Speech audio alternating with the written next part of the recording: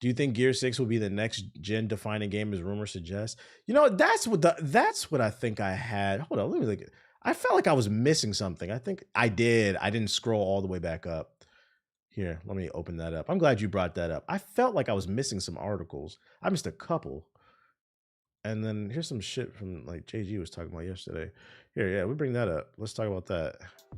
Yeah, according to Nate the Hate, Gear 6 will be much like Gears 1 Coalition. It'll be very surprising. No, there was an actual article. Hold up. I think it was on Insider Gaming. I know I seen something about Gear 6.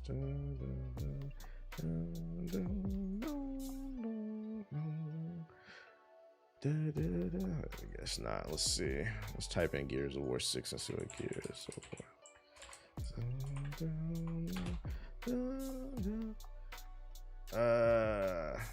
Be shown this year. Here we go. It was Insider Game. Here we go. Gears 6 could be shown this year, but people aren't ready. I don't know what's going on. I don't know what's going on with Xbox. You have the world's most powerful console, yet you can't give 60 FPS option. I think what developers are struggling with is trying to find that balance between a high frame rate and actually, because another thing people are complaining about is the visual jump. Basically, the consoles just aren't powerful enough. Because if you make the graphics too good, the frame rate's going to drop. But I say always just focus on performance. I don't know. In the most recent episode of the Kind of Funny podcast, the topic of Gears of War 6 came up with the host Paris Lilly and lead guest Jeff Grubb making their predictions. They both claim that something related to Gears 6 will happen this summer, prompting many to believe that the reveal will occur during the summer showfest. The Verge's Tom Warren corroborated these claims, adding more credit to the rumors that are swirling.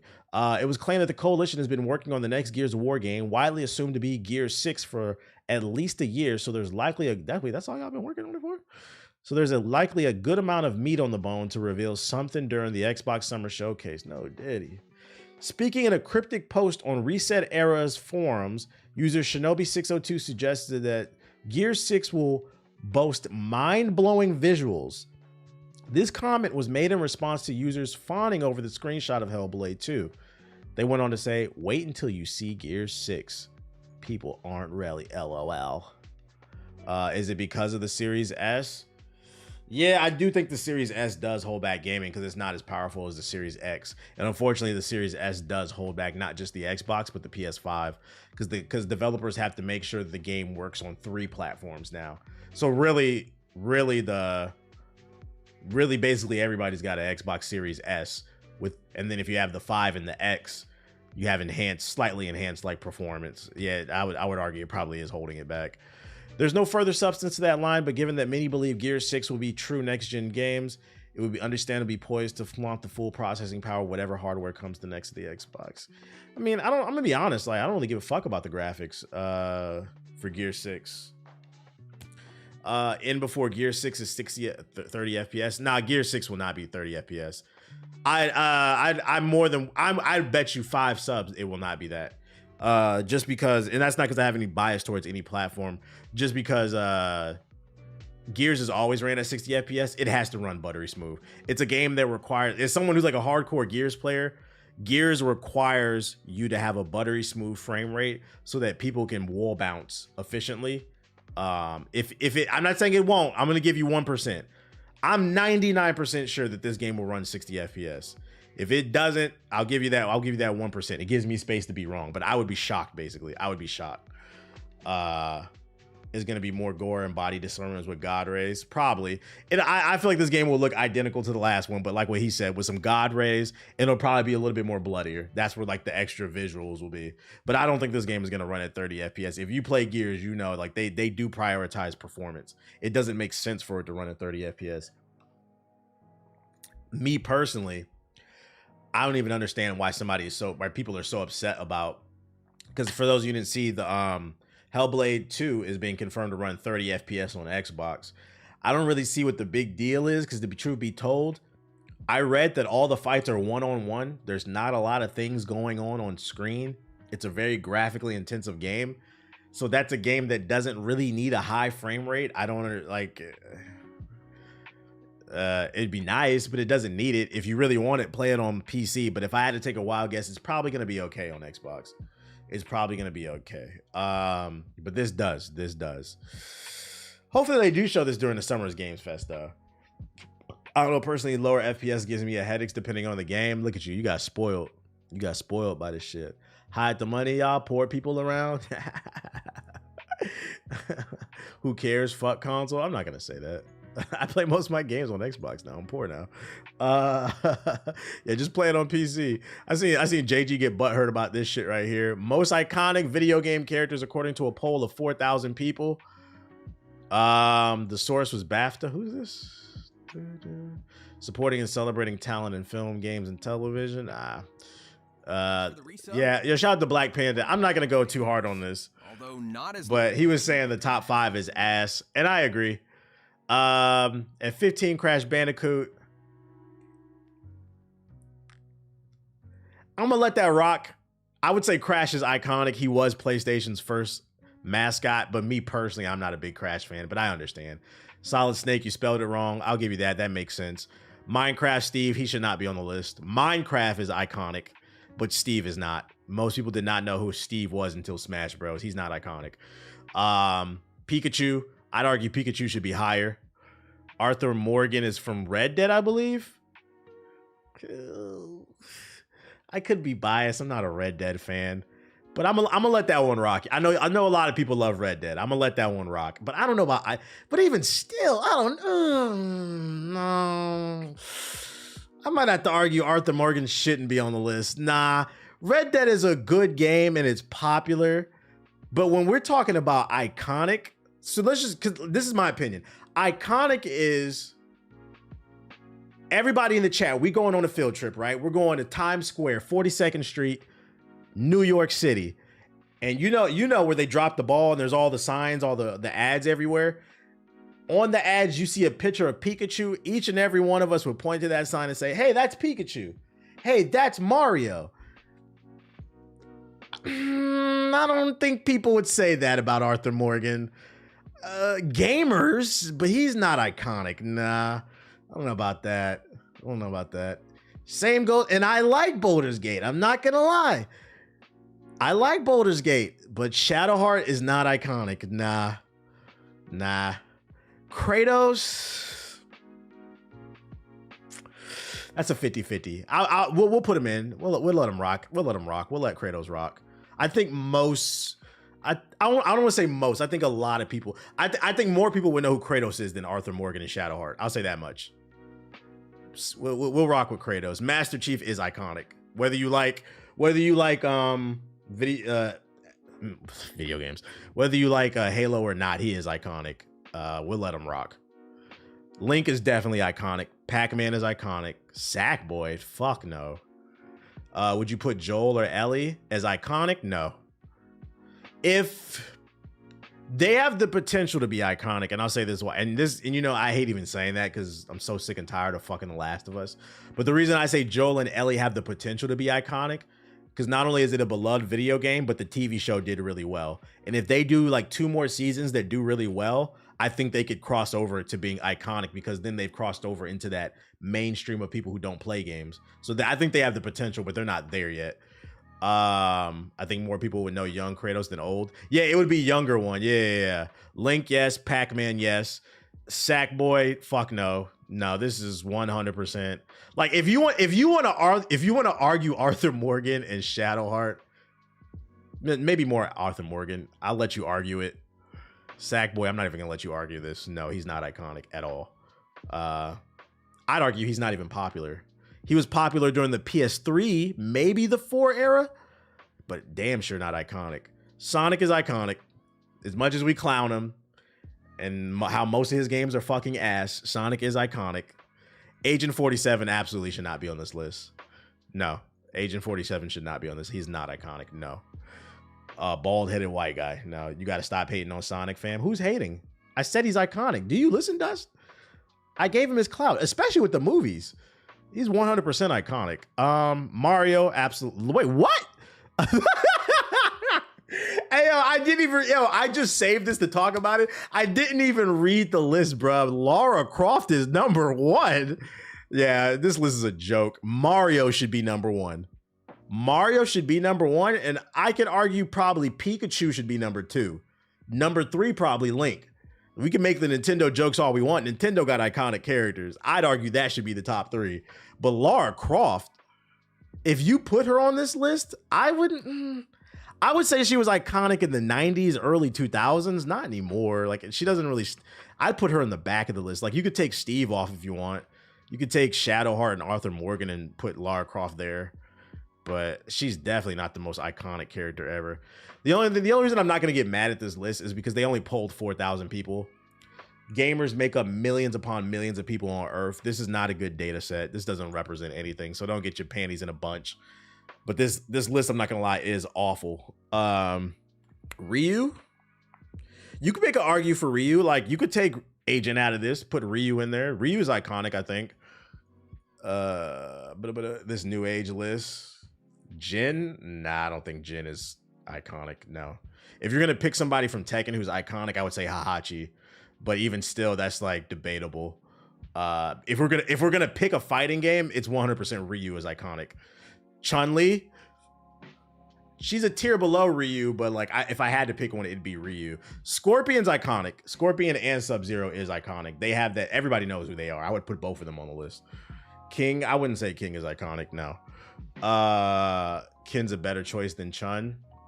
It's pretty much the same damn character. But I wouldn't get your panties in a bunch. This is just a fun conversation. 4,000 people. It's not a big data set. Spider-Man? Spider-Man's a comic book character. Hey, Black Hoodie, you know Spider-Man existed like 100 years before Marvel's Spider-Man on PS4. We spotted the Sony pony in the chat. We spotted the Sony pony in the chat. Like Gordon Freeman, I wouldn't put him on this list now. Them niggas are scared to make fucking Half-Life 3. He is not iconic. He was iconic early 2000s, I'd say, but this day and age, like overall, no. This nigga says Spider-Man. Oh shit. Cloud? Cloud is iconic amongst gamers, but I don't think he's like you got what I think. I don't know. I could be. When you say iconic, I think that's something that crosses generations. Like when you say iconic, if we're talking about rap music, the only names I can think of right now, I don't like his music now, but Kanye, Drake, J. Cole, Kendrick. There's not even a top 5 iconic. Maybe I'll probably piss off the bars, but I'm not gonna throw Nicki in there. Nah.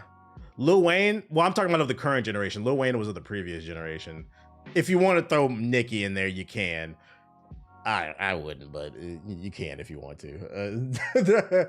But you get the point. Like names that cross, like those names, they leave rap music. They're iconic, if that makes sense. And that's the way I'm looking at this list. It's cross-generational.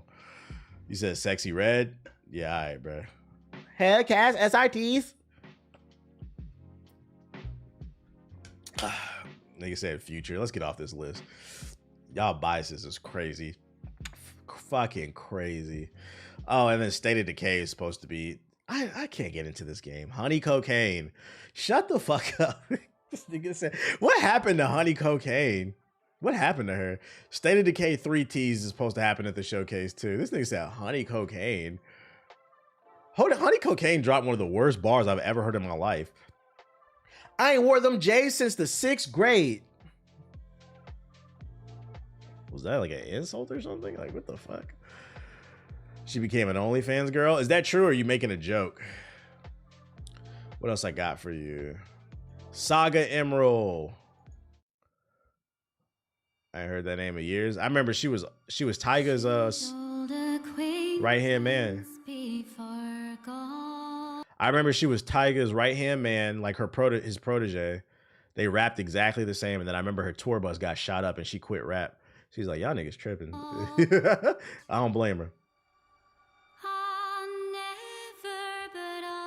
Is this a game?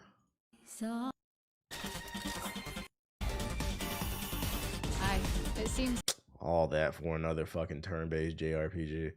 Freedom Planet 2. This game didn't come out yet? It is out. What is this? Our worst fears realized. A Demon merciless Slayer party? centurion from a time when our land was ravaged by war. A creature bred for battle, with a lust for bloodshed. Murga. Murder. I love the first game, Freedom Planet. Oh, it launches, so it just came out. Okay, this is the launch show. If you like Sonic, this is the best Sonic game out. All for an audience. We need capable fighters to counter the attacks and discover their origin. Magister, we accept your offer. I'm not joking, by the way. I'm not trolling. I haven't played this one, but I played Freedom Planet 1. If you like Sonic, Freedom Planet is the best Sonic game out. He said it combines Sonic with a bunch of other like elements from other Sega Genesis games. Operation Kick Butt is a go. And you can play like different characters and shit. Look out, world! Yeah, Sonic for furries, but it's actually good. Nervous as always. It's like Sonic meets Gunstar Heroes, if y'all know that game. That's a super old game. This look kind of lit. I'm not joking. I made a video about this game a long time ago.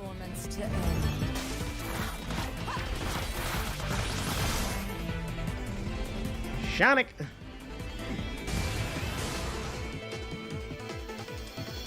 It's a damn shame. Gunstar's goated. Yep. It's like a mix of Sonic, Gunstar Heroes, and Mega Man X. Yeah, it's on PS4. It says it it's literally on every platform because it's like an old school type of game. PS4, 5, Xbox One, the Series, PC, Switch. It's on everything. Because I mean, look at the visuals. It's an old school type of game. This is 100% a game you play for the gameplay. There's a story, but like the gameplay is just fire. Gunstar is fire. Yeah, Gunstar is super underrated. If you like old Sega Genesis games, you'll like this game. Trust me. What is this shit you link me? Demon Slayer. Sweep the board. I've never seen the anime, so I don't know any of these characters. Well, I did see the anime. It put me to sleep the first episode, but I don't know. I still don't know these characters. Makes its board game debut on Nintendo Switch. Get fired up. What is this silly ass music? This silly ass SpongeBob. This is fucking Demon Slayer Party, Mario Party anime. Playing with up to 4 players. Demon Slayer, Kimetsu no Yaiba, sweep the board. Nigga, what? What did you say? Kasamaya, what? Yo, Yaiba. Demon Slayer, Kimetsu no Yaiba. Kimetsu no Fire the marketing team. Fire the marketing team. The game should be called Demon Slayer Party. It is a party game. So call it Demon Slayer Party. This shit is called Demon Slayer Kimetsu. Yo, hey, you picking up Demon Slayer Kimetsu Yoi's? I can't even pronounce this shit, bruh.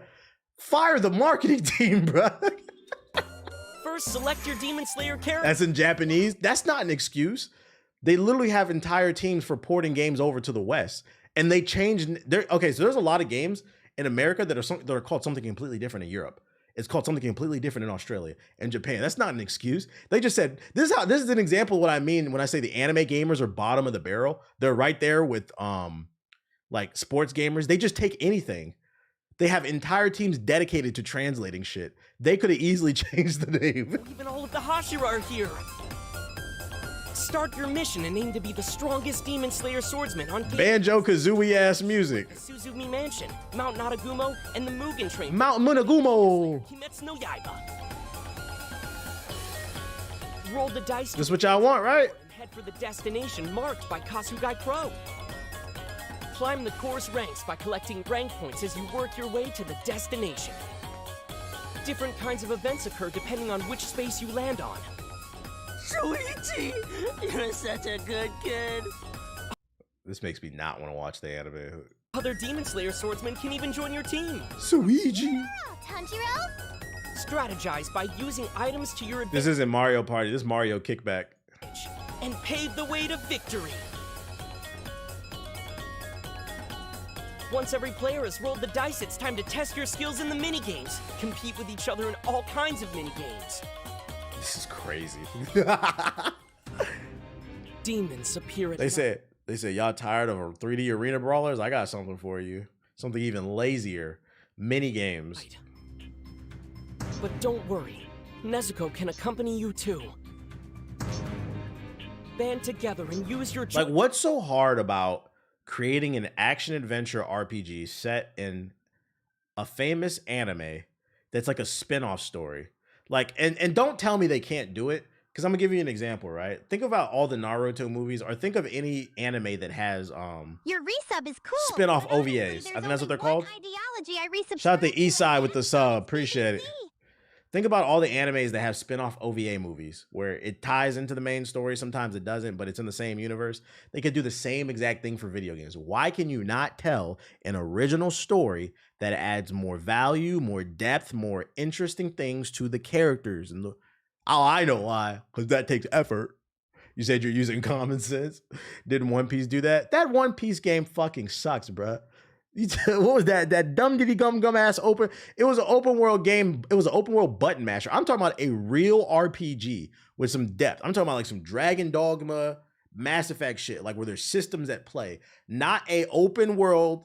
Because the difference between that game that you just mentioned and like the arena brawlers is it's just an arena brawler, but it's single player. Same thing with I don't care if niggas like that shit. What was it? Dragon Ball Kakarot? That shit is lazy.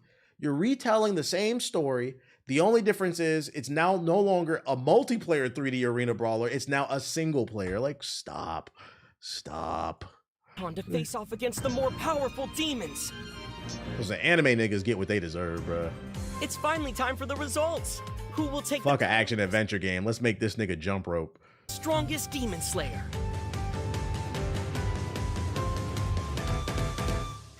Experience the world of Demon Slayer Kimetsu no Yaiba to the fullest by rolling dice to advance on boards with all sorts of surprises and minigames.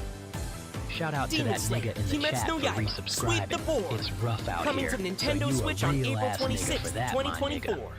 Who's ready? What's the consensus on this comment section? Basically, it's Mario Party style game with Demon Slayers. This isn't Demon Slayers. This is Party Slayer. Should have called it Party Slayer. Honestly, I'd love more games that follow Mario Party. It's like when board games have their themed editions. I wouldn't mind more party-based games, but not for like anime. I halfway agree with her. Finally, an anime game that isn't a clone of the rest. I guess bottom of the barrel. They're excited about it.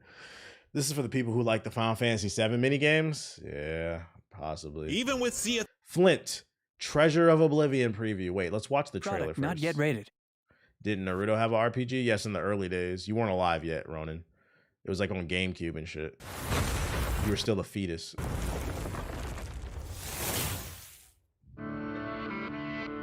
I'm Captain Flint, and I chose a pirate's life.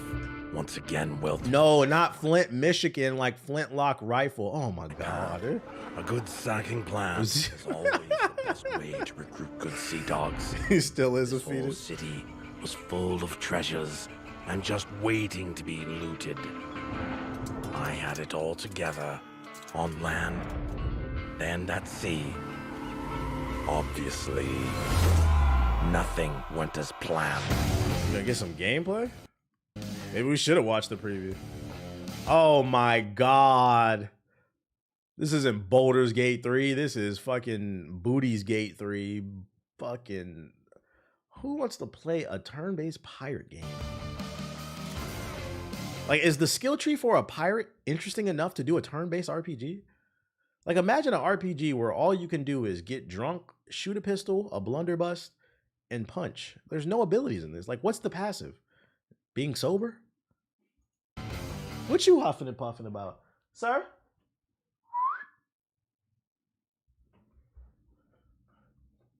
Acting like your life hard, bro. Don't be busting through the door like that. What you huffing and puffing about, dude? I hear you. Ugh. Thank you for gifting Your life is yourself. not hard. Your money is Shout out to important. June with the It helps 5 fund gifted. programs that help illiterate inner city youths like that. You fake okay? Redhead Savage Knuckles the Why Echidna. you breathing so hard, dude? What you breathing so hard? What you sniffing something, dude? What up, Nor? Ooh, big yawn. You hungry? Yeah, you are. You're hungry. That's what it is. You throwing a hissy fit. He's hungry. I'm gonna feed you in a minute. 1 minute, dude. We're gonna take a bathroom break.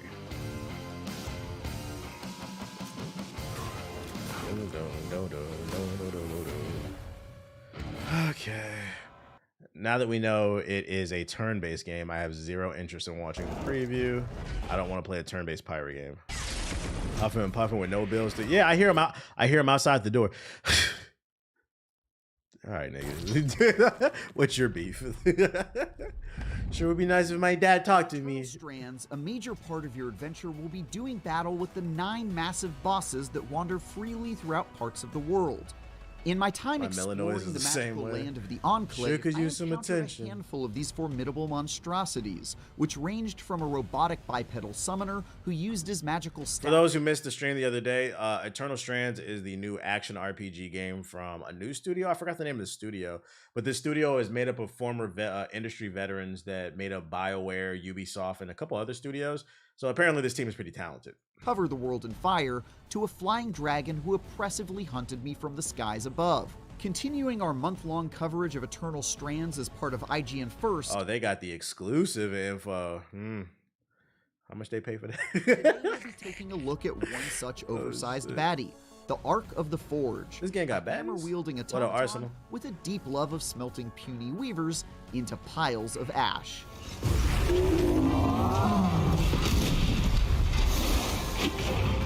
Yeah, this is clean. You can def tell they're veterans. So in Eternal Strands, we have this massive 25 Oh, Yellow meter Brick high Games. That's the name of the new studio, Yellow Brick Games. creatures that we call epics.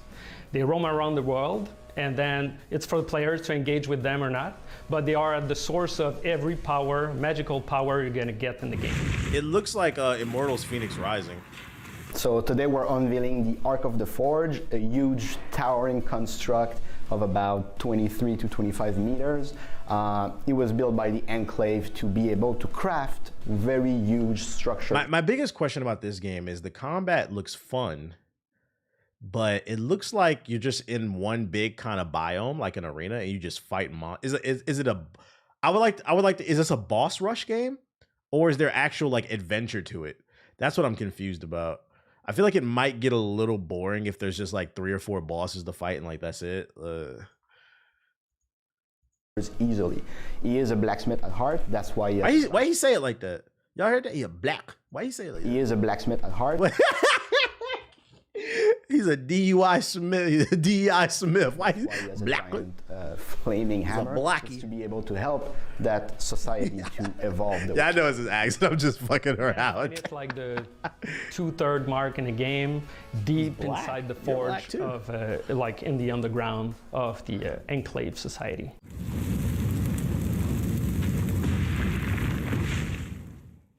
You know, one of his trademark visual thing you will notice, the first is, of course, the giant flaming hammer. So, spoiler alert, he does use this giant hammer to create fire in the Uses a environment. giant He can hammer. Hit the ground with it, it makes like a lot of flames everywhere, makes the environment super hot. So then you need to avoid not only like, you know, the giant hammer, which is enough like talking to the trouble people. on its own, but also got a big what chest, that dude. creates in the environment, which, you know, when you fight with him, after like, you know, 2-3 minutes, you can get into a situation where you look at the battlefield and you don't know where to go because there's so much fire everywhere. Like, it's not one and done. The fire stays in the environment and it does affect the battlefield a lot. He also has like an anger management problem because he can get into, like, if you start Do I kiss Aki in the mouth? Yeah, make out with him all the fucking time, nigga. I'm gonna give you 600 for that question. And make out with that nigga all the damn time. You saw it. doing a lot of damage to him, he's gonna get angry, like flame up its entire body and run directly at you to This is a smash black household. I don't know why you asked that The way he question. can react to you is if you climb on him, you know, because he's quite dangerous when you're on the ground. So you're like, oh, I'm gonna climb on him. You know, that sounds reasonable. But then Stop he can letting your intrusive take you thoughts off, get but to you. most importantly, he can just grab you and just like crush you in his hands. and then throw you back in the fire. And just like, yep, in the fire you go.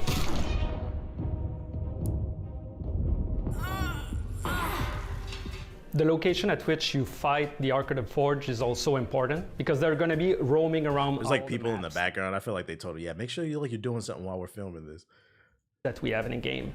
So some maps are going to be way more difficult for you to. Did Immortals Phoenix So people inside a make this? forest, you can imagine everything's. You know what's funny? I didn't even think of that because I did say it looks like Immortals Phoenix.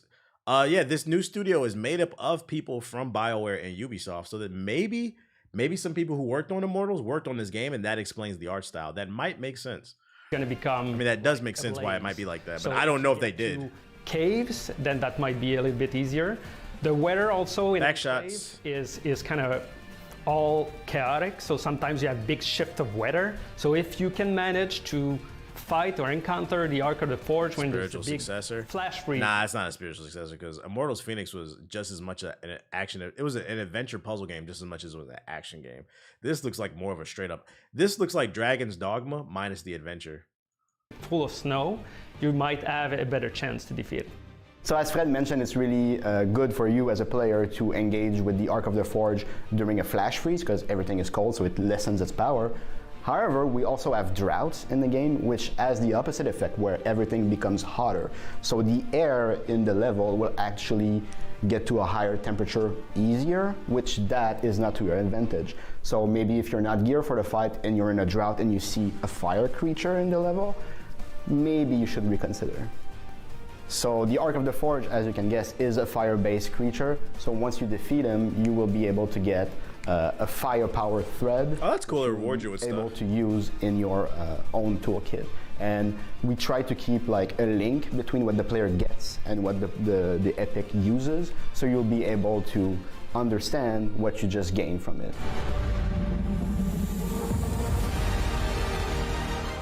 For more on Yellow Brick Games' upcoming boss-slaying adventure Eternal Strands, check out the action-packed reveal trailer. And stay tuned for more exclusive reveals. So there are other enemies to fight. And he did say in there that there are levels. So if I had to take a guess, it's probably like Lies of P, a little bit more linear, or like Bloodborne, where there's other enemies to fight in the level, and then at the end of the level you get a big boss fight. That's kind of the vibe I'm getting, maybe. All month long as part of our ongoing IGN First coverage. And for everything else, stick with IGN. Too woke, it should have been a white man. I feel that. I do feel uncomfortable anytime there's a video game character that's not a white man. I can't say it with a straight face. It looks cool though. We'll keep an eye on that. I wonder when this is coming out. It doesn't say. It looks alright though. Yeah, it looks cool. Helldivers 2 official Warbond trailer. New content? New armor. New freedom. Yeah, the DEI Hokage. New capes. The grenade pistol.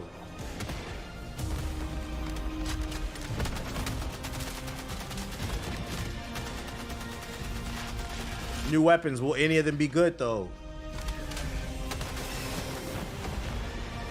Freedom. A crossbow. I ain't no way this shit better be OP out. Crossbow in space is crazy. They added a little slide mechanic, really? Yeah, that shit better shoot nukes. It's great. I think I'm only like level 8 in this game. I do not play this game at all. Yep, it's that OP. What does DEI mean? I'm trying to figure it out. The actual literal definition is diversity, inclusion, or something like that. But DEI is just a new way for the internet to call us niggas without saying it. It just means niggas. Digimon Adventure 2. What is this? Digimon Adventure 2, the beginning, official trailer. Aren't those two? Oh, this is an anime. It's not a game. You really believe it? That unconditional friendship truly exists. They're millennials. Something as incredible as that. How could it be real? Digimon. Get all monsters. Humans and Digimon aren't meant to be together when they are. All right, Sasuke. Diversity, equity, inclusion. There you go. Niggas. It's hatching. Hey, what the heck's going on? We have to do something or the whole world will suffer. Oh, the old gang is coming back? Started because of you and what you wished for. The key to stopping this is Louis. Okay, guys. Right, let's go! All right. The BBC Megazord. We have to try and see things from each other's perspective. Hey, Davis! Yeah, I know what we have to do. But I have full faith in He was Louis. Davis before he was Rock Lee. You see? That's what friendship is. And go! Digimon Adventure 02. Is this an anime or a movie? Nigimon. Is this an anime or a movie? What the fuck is this fucking thumbnail? It's a movie? Oh, yeah, I'm gonna probably watch this. Oh yeah, Blu-ray. Yeah, it's a movie. I'd watch it. See, Helldivers did that. I don't really care about Hellblade. How Hellblade's taking immersion to the next level. Should I entertain this for shits and giggles?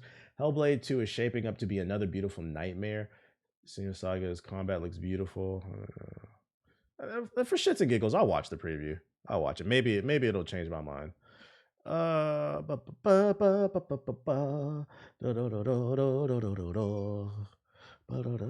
playing on my phone? Neo Sprint 1.0. What is this? Oh, fuck no. Crazy Lady, the game. Now I watch the Mavs highlights. Shut up. It's just some basketball. It wasn't outside I was safe. As I slowly worked my way through an Icelandic settlement freshly ravaged by rampaging Northmen, I found myself flanked by bubbling volcanic pools and a pile of mangled corpses left to rot by their creators. Ahead, along a bloodied path stretching into the distance, dread-fueled bellows soundtracked. The game is gorgeous. Ominous pulsating glow. It was a nightmare scenario. It kind of proves what I was talking about earlier. Like, all the gameplay they showed, it's just her walking in one-on-one fights. I don't understand why people are so upset. This game's at 120 frames? Why you need 120 frames to walk across a bridge? Like this shit looks like a tech demo half the damn time. Await me in Senua's Saga Hellblade 2. It's terrifying. See, I don't like that. Is that how the game plays? The first one? All that whispering in my fucking ear. I don't like that. Events of the first game, Senua is now on a journey to Iceland to hunt down the Vikings who destroyed her home. But all not the time. Is as Yeah, it I don't want to seems on the sound. Scandinavian island, as otherworldly creatures like Draugr and giants roam its shores. I spent a good portion of my playtime listening to the death echoes of a recently pillaged village and learning about what had happened there, before moving inland to be welcomed by a frightening ritual scene delivered from hell. Here, I met a mysterious man said to be the ritual's next sacrifice, before Senua intervened in an attempt to rescue him. He clearly has a connection to Senua's past, but the rest remains unknown. Much of the story of Hellblade 2 is still shrouded in mystery. People do love the game. I mean, it doesn't look like a bad game. I would never call this a bad game. This is just not a game for me. To me, despite having played nearly an hour of it. This sort of story-first ethos in a high production value package is one you'd more typically expect from a PlayStation Studios game. Not only in Hellblade's aesthetic and setting similarities with Sony Santa Monica's God of War. Why he gotta say that shit, bro? He said, I'm not gonna lie, the quality and the production on this shit is so good, I thought I was playing a PlayStation game. God damn. Approaches its more mature subjects of family trauma and mental health issues. As those familiar with the original will know though, Hellblade 2 plays much differently from that man threw a stray. Instead, opting to emphasize even further its priority of narrative ambitions over action. Speaking of action, this is a game of exploration and extermination. And that brings us to combat.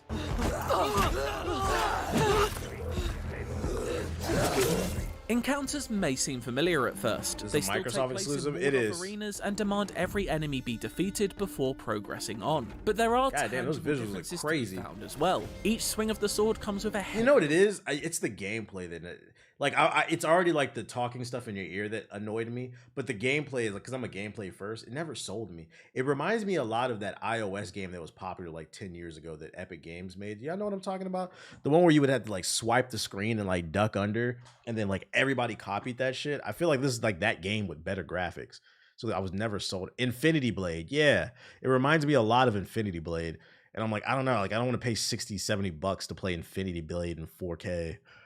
Weight to it, emphasizing the damage every plunge into a foe's flesh causes. Dodging and parrying remain key components, just as reading the rhythm of your opponent's It doesn't really play attacks like that. is vital to your survival. True. These tells are something you'll need to keep an extra Just from like the eye to, test, it just as looks the like parry it. window for Senua to meet steel with steel appears far less forgiving this time around. The improvements to combat were best displayed in an intense battle that occurred right at the end of the playable sequence. A procession of around a dozen enemies. It'll be on Game Pass? Ah. When this shit come out, if it's on Game Pass, maybe I'll try it then. I didn't know. I forgot it was coming to Game Pass. If it's free, I mean, fuck it. I got Game Pass. When this shit come out again? You niggas said free? Oh shit! I forgot. That's right. This is a Game Pass game. Hold on. What's this? Hellblade 2. It comes out in May. I don't think anything comes out in May. I might play it then. Fuck it. I ain't playing the first one. I'll just watch I'm gonna watch a summary on YouTube the day the game come out, and then we gonna start number 2. All right, let's do it. That's fucking funny. This battle demonstrated the increased variety. I already paid for my year of Game Pass. I might as well. The shadows to replace their fallen allies. They delivered both quick ranged attacks and heavy close-up blows. I'm intrigued. I'm down if it's free. Rusty skills to the test. All of this occurred while all hell seemingly broke loose around me, as innocent victims meant swift and vicious demises, while fire, flames, and all manner of horror filled each corner of the screen. That was a fire transition. Exciting and felt like an improvement over the original's rigid by comparison combat. It's not reinventing the wheel here, but turns things up a few notches, adding a desperate edge to each encounter. Combat director Benoit Macon cites Game of Thrones' Battle of the Bastards as an inspiration, in which an outnumbered Jon Snow takes on enemies one by one amid a frantic battle. The variety of swings, blocks, and parries executed within the minute-long scene were the key takeaways, and resulted in Ninja Theory making every fight a one-on-one duel. Action can happen around Senua, but there's never more than one enemy attacking her at any time. So he confirms it. The scale of fights, there is a far greater increase in the